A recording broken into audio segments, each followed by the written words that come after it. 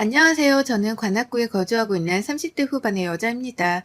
결혼은 6년 차, 현재 4살짜리 아들 하나가 있고요. 1년 전까지는 남편 직장 때문에 지방에서 거주를 했다가 서울로 이사를 온 지 얼마 되지 않았어요. 그래서 저희 아들은 여전히 지방에서 태어나면서부터 쓰던 사투리를 간당간당히 쓰는 편이고요. 저랑 남편은 고향이 서울이었기 때문에 그리웠던 마음으로 돌아와 다시 적응해가며 만족하고 사는 중이랍니다. 그러다 보니 1년이란 시간이 정말 뚝딱 지나가 버렸네요. 처음부터 저희 부부는 관악구로 이사를 와 살 생각이 없었습니다. 하지만 남편이 적극 추천을 하더라고요. 시댁이 이 근처에 있으니까 애를 잘 돌봐주실 거라고 하면서 말이죠. 당연히 시댁이랑 코앞에 산다는 것이 너무 부담스럽고 생각만 해도 거부감이 느껴졌는지라 거절을 했었답니다. 차라리 도움을 안 받더라도 마음 편히 사는 게 훨 낫겠다면서 말이죠. 하지만 남편한테서 설득을 당하다 보니 일리도 있었어요. 시어머니가 저희 아이를 무척 좋아라 하시거든요. 저를 쏙 닮았는데도 불구하고 당신 아들을 쏙 빼닮은 손주라고 하면서 말이죠. 그래서 가끔씩 얼굴 한번 보고 싶단 말을 자주 하셨는데 남편은 감사히 받아들이라는 겁니다. 그렇게 보고 싶다 하실 때 아이도 한 번씩 맡기고 바깥 외출도 하며 바람 좀 쐬라고 말이죠.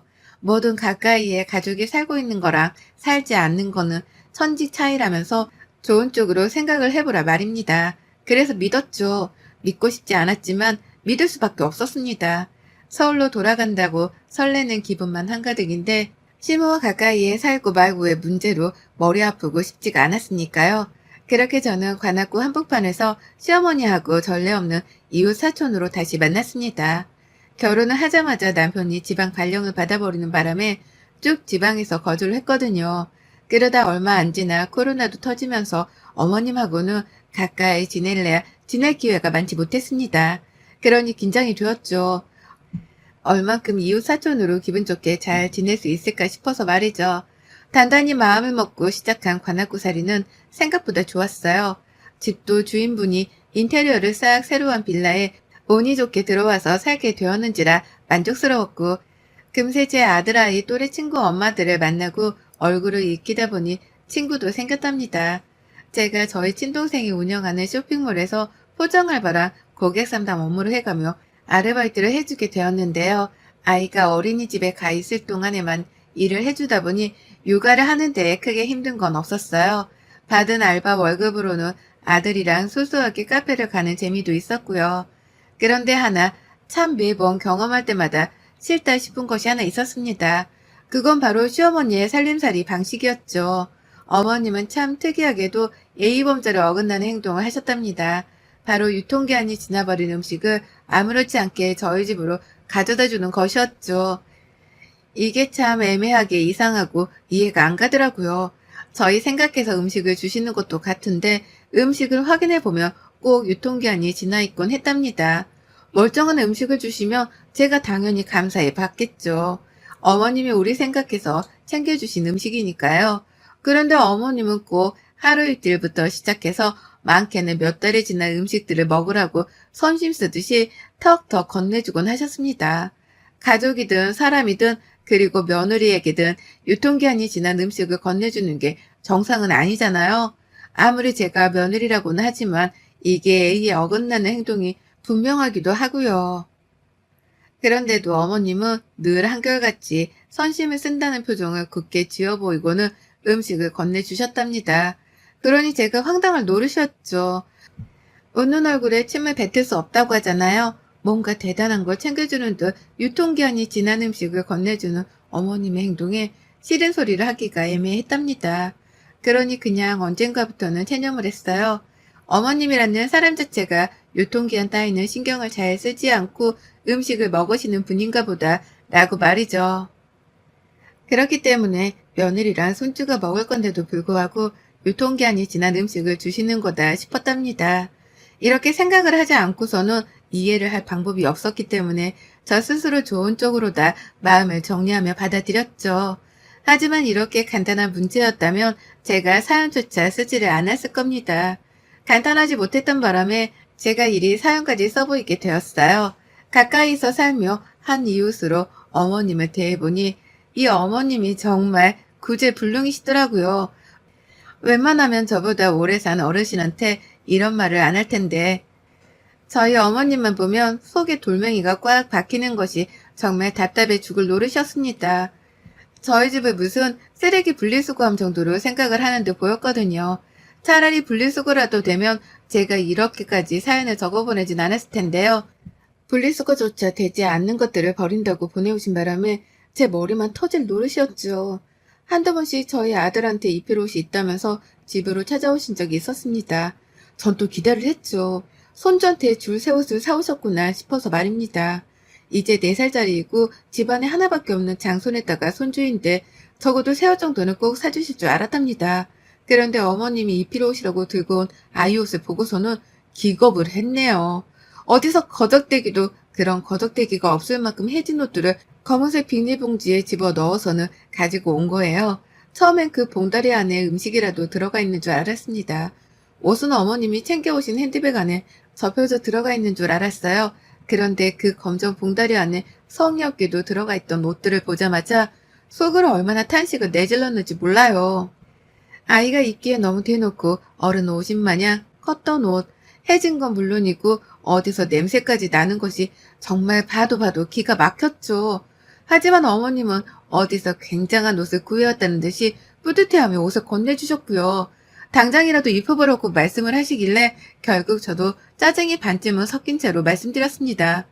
아니, 이 옷을 어떻게 입혀요? 이렇게 큰데. 라고요. 그러자 어머님은 놀랍지도 않다는 듯이 대답하시더라고요. 아, 이게 크니? 큰가? 라고 말이죠. 그리고 별말 없으시다가 얘랑 놀아주기만 하고는 그냥 옷을 내버려 둔 채 집을 나가버리셨답니다. 또다시 우리 집에 못쓸 짐을 버리시고 가버린 것이었죠. 늘 이런 식이었어요. 이런 식으로 못 쓰는 옷, 쓰기 싫은 물건들을 참 잘도 놓고 가셨습니다. 꼭 놓고 가면서는 대단한 걸 들고 왔다는 듯 아주 뿌듯한 표정으로 집을 찾아오셨고요. 그러니 저는 반복되는 어머님의 행동에 당연스레 불만을 품을 수밖에 없었던 겁니다. 내 집을 분리수거장이라 생각을 하는 게 분명하다는 생각을 아무리 곱씹어도 지울 수 없었거든요. 매달 시어머니한테서 받은 물건들이 한가득이었고 그걸 버리면서 혼자 화를 삭혔어요. 도대체 어디서 가져오길래 이런 냄새나고 더러워 보이는 것들을 잘도 건네주시나 싶었거든요. 그런데 곰곰이 생각을 해보니 이해가 가더라고요. 어머님은 정말로 집안에 오래도록 묵혀놓고 삭혀둔 오랜 짐들을 저희 집으로 버려내고 있었던 것이었습니다. 장롱 안에 안 입는 옷들이 몇 개씩은 집집마다 있잖아요. 있는지 없는지도 모르는 그런 옷들 말입니다. 어머님은 딱 그런 것들을 저희 집으로 보내신 것이었습니다. 그러니 어디 유행도 알 수 없는 출처모로 옷들이 저희 집에 쌓여갔던 것이었겠죠. 그런 와중에 남편이 쐐기를 박는 말까지 꺼냈죠. 이거 나 어릴 때 우리 엄마가 입던 옷인데? 라고요. 그래서 그 후론 진짜로 어머님이 준다는 건 최대한 피했어요. 뭘 주게 있다고 할 때마다 극적으로 시어머니 연락을 피해가면서 지냈달까요? 집에 오고 싶다는 뉘앙스를 풍기면 또 뭘 버리듯 주고 가실 것 같아서 애들 친구 엄마들을 만난다거나 여동생 회사에서 일을 하느라 바쁘단 티를 팍팍 내가면서 또 만남을 피했습니다. 그런데 시어머니가 또 오래간만에 음식으로 장난을 치셨어요. 한동안 유통기한 지난 음식이라고는 라면밖에 주지를 않아서 제가 받자마자 몰래 버리곤 했습니다.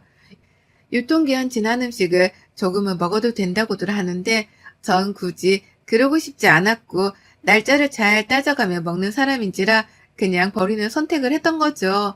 하지만 계속해서 유통기한이 지난 음식을 주는 시어머니를 뜯어 말리지 못했던 바람에 결국 일이 터지고야 말았습니다. 언젠가 터질 것만 같았던 일이 결국 터져버린 것입니다. 아이랑 잠시 외출을 했다가 집으로 오는 길에 어머님을 뵈었어요. 집에 오고 싶다고 오전부터 연락을 하셨는데 제가 바쁘다는 핑계로 연락을 회피하던 도중에 딱 맞닥뜨린 것이었죠. 속으로 큰일이다 싶었습니다. 어머님 손에 들려있는 검정 봉다리를 보자마자 절로 식은땀이 흘러나오는 기분이 들기까지 했죠. 그래도 집 앞까지 찾아오신 분께 그냥 가시라고는 할 수 없었기에 일단 어머님을 모시고 집 안으로 들어갔어요. 그리고는 아직 어머님이 건네주질 않은 그 검정 봉지를 무심히 쳐다보다가 어머님이 아이스 커피를 마시고 싶다 하시길래 부엌으로 들어갔습니다. 저희 어머님이 한여름에도 한겨울에도 믹스커피를 얼음에다가 탄 아이스 커피만을 드시는 분이거든요. 그래서 저는 잠시 아이를 어머니께 맡겨놨어요. 제 집안이기도 했고 아이의 친할머니이셨으니 아이를 맡겨놓고 말고 하는 것에는 전혀 껄끄러울 것이 없었습니다. 아이도 자신을 좋아하는 할머니를 잘 따르는 편이었고요. 그렇게 저는 잠시 부엌에서 아이스 커피를 탔네요. 시어머니의 검정 봉다리의 존재 때문에 식은땀이 나던 찰나였는지라 저도 목이 말라버려서 제 것도 같이 타버렸습니다. 얼음 가득 들어간 걸로다가 말이죠. 그리고는 그냥 간단하게 아이랑 다 같이 먹을 만한 걸로 사과를 깎아서는 반상 차림으로 들고 나갔는데요. 세상에나 들고 있던 쟁반을 그 길로 거실바닥에 떨어뜨릴 뻔했답니다. 시어머니가 들고 오신 검정 봉지를 제 아이가 잡고 있는 걸 봐버렸거든요. 그것만으로도 깜짝 놀랄 일인데 문제는 그것뿐만이 아니었다는 거예요. 아이가 들고 있는 봉투는 안에 아무것도 들지 않은 빈 봉투였습니다. 애가 그냥 빈 봉투를 손으로 끄적여 가면서 놀고 있었던 거예요. 할머니, 할머니 부르면서 말이죠. 그런데 이상한 거예요. 아이 입술에 묻은 흰 자국이 너무 선명했던 겁니다. 내가 방금 뭘 먹였나 싶어서 순간 몇 분 전의 일을 되새겨가며 생각을 했습니다. 하지만 아무리 생각해도 저는 아이를 데리고 집으로 오는 내내 아이한테 뭘 먹인 게 없었어요. 입술 주변에 묻을 만한 흰 액체 따위를 사준 적도 없었고요. 그래서 거실에서 아이를 마주보자마자 냅다 한 걸음에 아이에게로 달려갔습니다. 그리고는 입술 주변을 닦아주며 제 손에 묻은 흰 액체의 정체를 확인했죠. 그리곤 정말 저도 모르게 불안한 감정이 머릿속을 휩쓸며 한숨을 푹 쉬고야 말았네요. 그건 바로 우유였습니다. 흰 우유였어요. 머릿속이 새까매지더라고요. 애한테 우유를 가져다 준 적이 없는데 도대체 이 우유가 어디서 났나 싶어 말이죠. 그리고 바로 1초도 지나지 않아 그 우유의 출처는 충분히 지레짐작할 수 있었습니다. 그건 바로 시어머니가 들고 온 것이었을 테죠. 당연했습니다. 늘 뭐든 버리는 음식이며 옷이며 자질구레한 것들을 우리 집으로 들고 오시는 분이셨기 때문에 이번에도 검정봉지 안에 뭔가가 들어있을 것이 분명했어요. 근데 그걸 저한테 검사조차 받지를 않고 곧장 뜯어서는 제 아이의 입으로 직행하듯 집어 넣어버린 것이었습니다. 상했는지 아닌지 유통기한이 지났는지 안 지났는지 제 눈으로 확인조차 하지를 못한 우유를 말입니다. 어머님 이거 우유예요? 아니 우유를 먹이신 거예요? 라면서 말까지 잘 못해가면서 숨이 넘어가는 채로 어머님을 불러댔어요. 저로서는 당장 확인하고 뭐라도 조치를 취해야 하는 상황이라 판단이 되어 거침없이 말을 쏟아냈습니다. 제가 지금 당장 알아야 할 것들을 캐 물어가면서 말이죠. 그러자 어머님은 세상 태평하다는 듯한 표정으로 느긋하게 말씀하시는 거예요. 아, 그래. 내가 집에서 가져왔는데 그거 먹인 거다. 애가 목마르다고 하길래. 라고요. 그 말을 듣자마자 하얀 우유곽을 찾았습니다. 그리고는 정말 아니길 바라는 마음으로 유통기한부터 확인을 했어요. 하지만 불안한 예감은 현실이 되었고 저는 무려 일주일이나 지나 있는 우유 유통기한 날짜를 눈으로 목격해 버렸답니다. 탄식 따위는 나오지도 않았어요. 너무 황당하게 어머님께 뒤통수를 맞았다는 생각에 어처구니가 없다며 머리가 멍해지더라고요. 가만히 손 놓고만 있을 새도 없었답니다. 제 아이가 그 우유를 마셨기에 일단 아이가 괜찮은지부터 확인을 해야 했어요. 아무리 유통기한이 며칠이 지나고 말고 해도 먹는 데 지장이 없다고는 하지만 이게 어린 아이한테는 다를 수 있다는 거잖아요.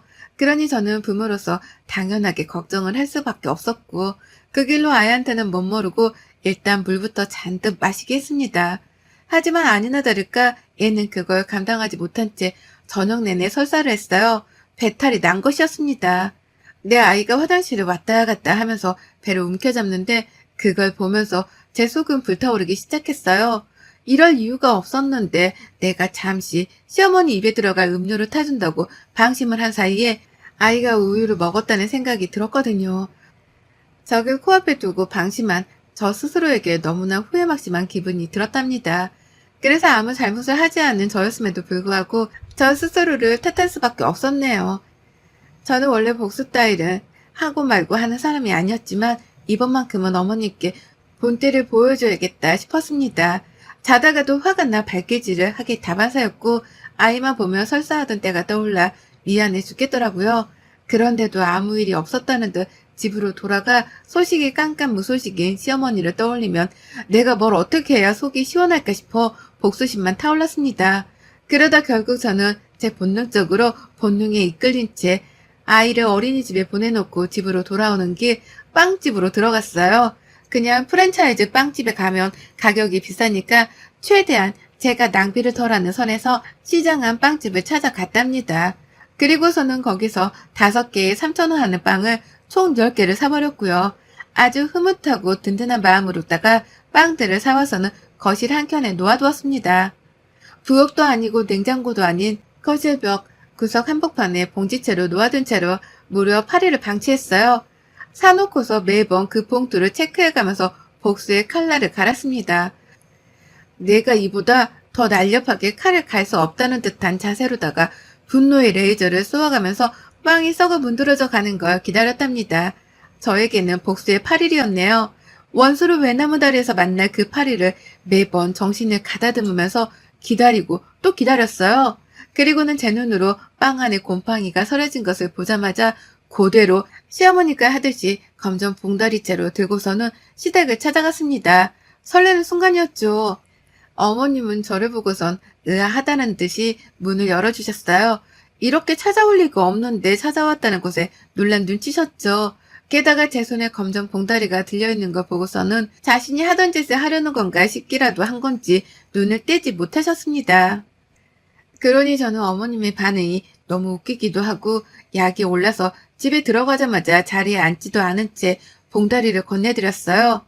어머님 드세요. 자꾸 우리 집에 음식 가져다 주시는데 저도 뭐라도 해드려야 할 것 같아서요. 라고 하면서 말입니다. 어머님은 세상에 뭐 이런 걸 라고 하면서 봉투를 받아다가는 열어보셨는데요. 열자마자 올라오는 곰팡이 냄새가 코끝이라도 찔렀던 건지 순간 흠칫 놀라시면서 눈을 더 크게 뜨곤 빵을 들여다보셨어요.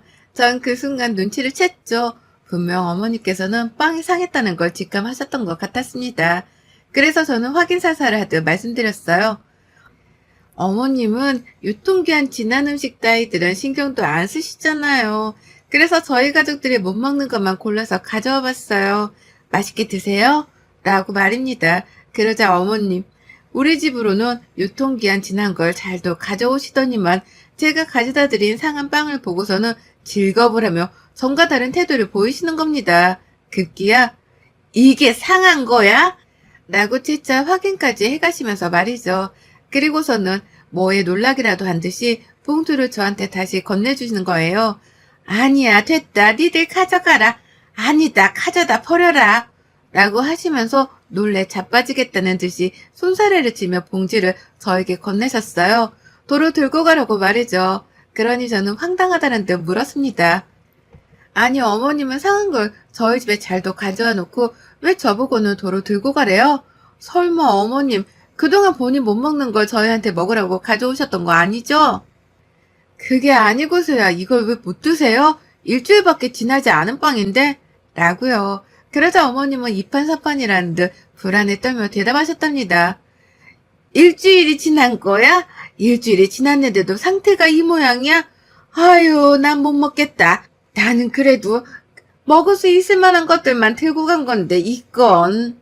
라고 하면서 제발 좀 가져가라 애원까지 하셨답니다.